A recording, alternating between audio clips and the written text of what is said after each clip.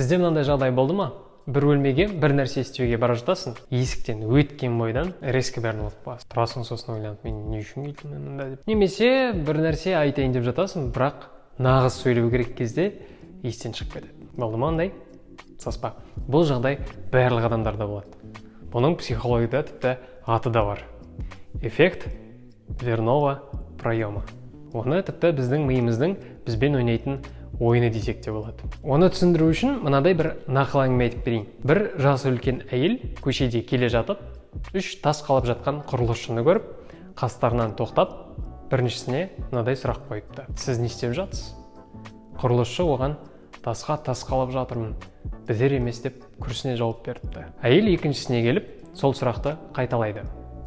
Оған құрылысшы жай ғана сөзбен қабырға көтеріп жатырмын дейді.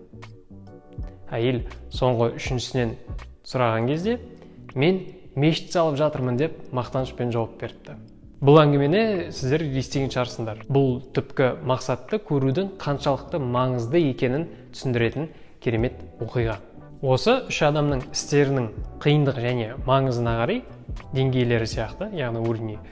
Біздің миымызда да осындай күнделікті істейтін істерімізге қатысты ойлау деңгейлері бар. Мысал ретінде айтсақ, тегі жату бірінші деңгей, нан турау екінші деңгей, есеп шығару үшінші деңгей деген сияқты. Енді ол әркімде әртүрлі.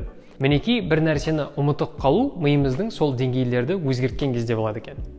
Байқап көрдіңіз ба? Сіздің миыңызда үнемі бір ойлар болады. Оның ішінде сіз байқайтыныңыз бар, байқамайтыныңыз бар. Так вот, сіз мысалға бір бөлмеден кілт алуға бара жатқан кезде, жол бойы немесе бөлмеге кірген кезде сіз басқа ойларға батасыз. Соның ішінде кілттен маңызды бір іс еске түсіп кетсе, ми бірден өз назарын сол іске ауыстырып жібереді. Нәтижесінде сіз бір затты ұмытып, жестко тубит етесіз. Бұнымен негізі күресуге болады. Бірақ сөздің шыны керек, ол қиын нәрсе.